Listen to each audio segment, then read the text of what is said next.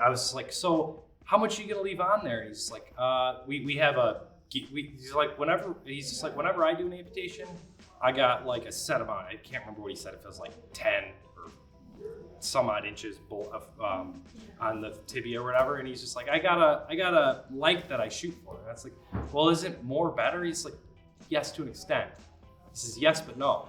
He says, you could have it longer, which will give you more socket surface area, but it limits the feet and accessories you can have below.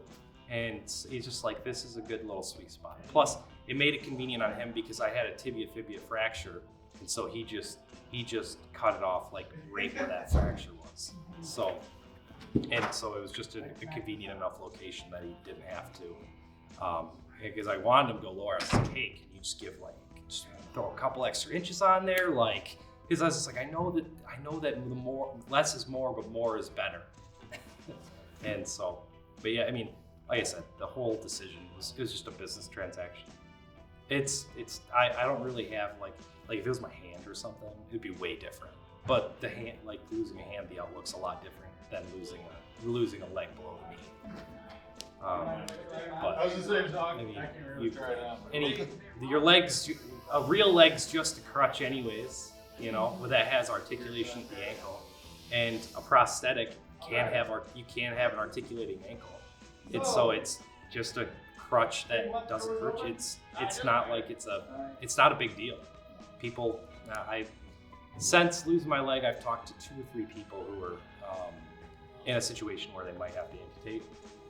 And I was just like, I told them, I was just like, you might have an attachment to it, but pretend that it's somebody you met on the street. Ask, and you don't know anything about prosthetics or anything about like the technology. You have to ask them. There's questions you ask them. What's your quality of life going to be like if you don't? Because for me, I was looking at like a 2.5 year, or like potentially a 2.5 year recovery time because my ankle was so crushed. They're going to have to fuse the whole thing together. And they're like, your recovery time is going to be super long. And then you're going to be left with something that's basically a prosthetic, but is a part of your body that can become infected if you step on a nail, which for me is incredibly likely because I am not careful at all. And so, I mean, when you put it into terms of like, it's just going to be a prosthetic, but not a prosthetic. It's going to be your body that's going to have no more functionality than a prosthetic would be. I mean, the only difference is, like, if I have to get up to use the bathroom in the middle of the night, I got to put on my leg versus walking on a leg that I can't feel. But I mean, for me, it wasn't a very hard decision. But that's kind of how you have to approach it. You got to look at it like a business transaction. If you look at it that way, the decision becomes much easier as long as you can stick with that mentality.